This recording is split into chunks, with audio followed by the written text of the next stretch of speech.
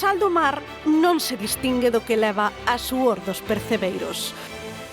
Son os heróis da nosa costa, aqueles que baixan as pedras sen temer a bravura do océano. En plena campaña de Nadal, entre o vento frío do norte e a violencia das ondas, os percebeiros arrincan as rochas o rei dos nosos mariscos. Nunca houbo quendas nin seguridade absoluta ao saír ao chollo. Dende sempre, o labor do percebeiro foi arriscado, sufrido e incluso temerario.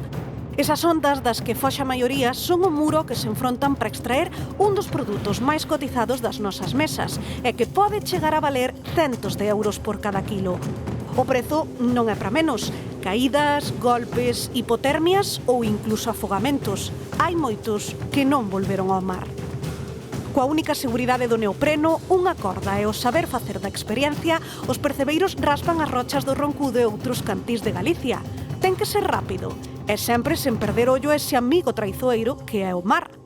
Un amigo que coñecen tan ben que saben que sempre pode dar unha sorpresa amarga. Si, os percebes están deliciosos, pero detrás deles non hai unha piscifactoría nin un viveiro. Detrás de cada percebe está o ser humano desafiando o Atlántico.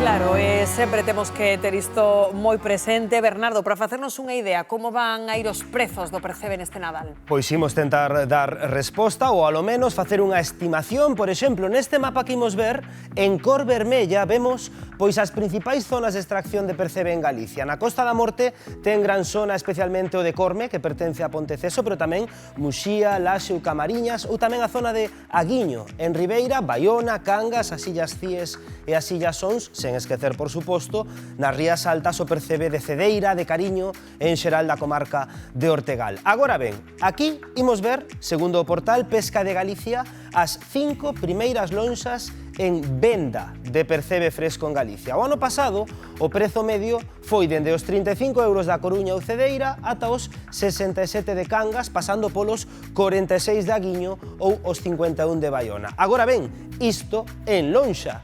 Pero no mercado, pro consumidor, o de Cedeira chegou este verán os 158 euros. A 2 semanas deste Nadal, é dicir, hai semana e media, en Cariño xa ia a 140 ou a 133 en Aguiño. E o ano pasado, por estas datas, o 20 de decembro, chegaba os 200 euros no Grove e tal día como a hoxe, 17 de decembro, pero de hai un ano, a 220 euros o percebe das Illas Ons. A unha semana de Noiteboa, hoxe arranca a campaña do percebe no Roncudo, en Corme, e ali estamos. Como se presenta, Miguel Mandallo?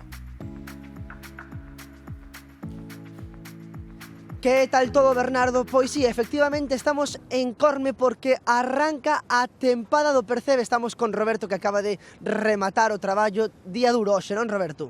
Sí, día duro, está o tempo así bastante complicado, sí. Hai xente que di que esta campaña pode ser nefasta. Ti que crees? Esta campaña prácticamente xa está perdida. O mellor día era hoxe, en relación ao tempo, as mareas non, que a marea foi ás 8:30 da mañán.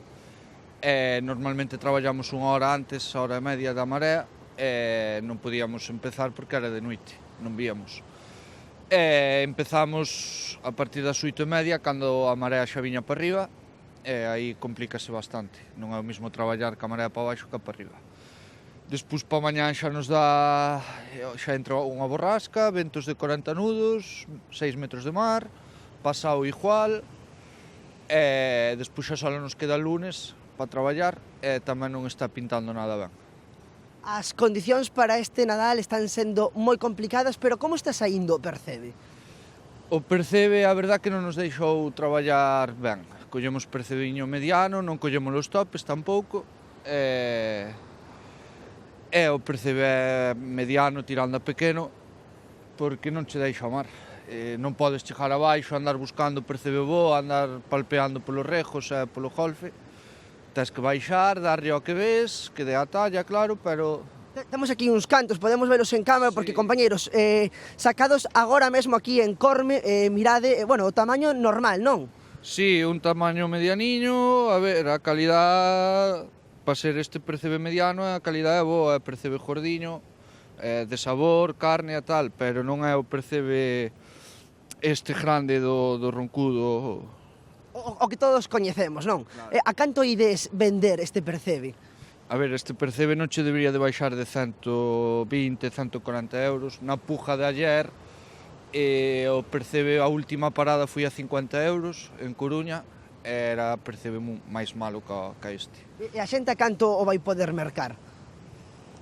Aí sí que xa non sei, porque depende dos compradores, pero o doble ou un tercio por riba do que nos pagan a nós. Vale, ben, porque moito traballo collelos.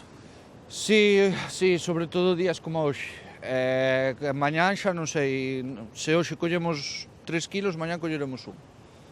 Pois, Roberto, moitísimas gracias e moitísimo ánimo para esta campaña do Nadal. Compañeiros, moitísimo respeto por este sector.